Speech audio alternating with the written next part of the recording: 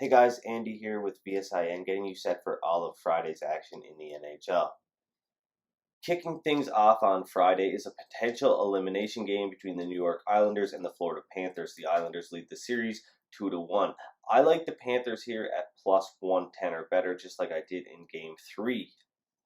Alexander Barkov and Evgeny Dadonov were able to carve up the Islanders' weaker players, and although Jonathan Huberdeau is a question mark, it looks like he will suit up for the Panthers.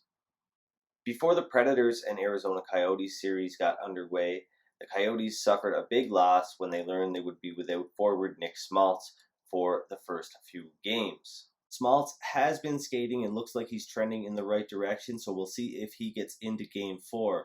Either way, I like the Coyotes at a plus 120 price or better. The Coyotes haven't had a great showing against the Predators yet in this series. However, I'm going to stick with the projection that I had for this team heading into the playoffs and not overreact to a few games worth of results. The Pittsburgh Penguins face elimination against the Montreal Canadiens as a minus 155 favorite, and that's right about where I think this game should be. So I don't see any value on either side. And if you're backing the Canadiens in the series at this point, well, you're just hoping that Carey Price can steal another game for you. If you watched any of my recent segments on VSiN, you'd know that I'm pretty high on the Chicago Blackhawks relative to the Edmonton Oilers, and that hasn't changed. I like the Blackhawks at plus 120 or better to end the series in Game 4. However, it doesn't look like we're getting that price at the time of this recording. It's close though, so something to keep an eye on. The Toronto Maple Leafs and the Columbus Blue Jackets will meet again in Game 4 after playing on Thursday. Of course, the Columbus Blue Jackets pulled off a big upset overtime win as the plus 130 underdog. The Leafs were dominant, holding a 3-0 lead early and blew that lead, eventually losing in overtime. Nothing's changed a whole lot for me. However, Elvis Merzlikins will likely get the start. It's pretty much guaranteed at this point, as he was the catalyst behind the Columbus Blue Jackets comeback.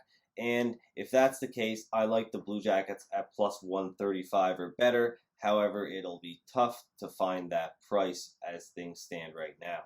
The Vancouver Canucks got a win over the Minnesota Wild on Thursday in the matinee, and they'll play in the late game on Friday night for a potentially series-deciding game here as the Canucks hold a 2-1 series lead. They didn't get off to a great start with a pretty poor showing and a loss in Game 1. However, it looks like they've made the necessary adjustments because they've been playing break-even hockey ever since. And if that continues, this Vancouver team should win out. They've got better goaltending and better top-end talent. Although this Minnesota team is really structurally sound, they get a lot of great chances and prevent chances in front of their own net.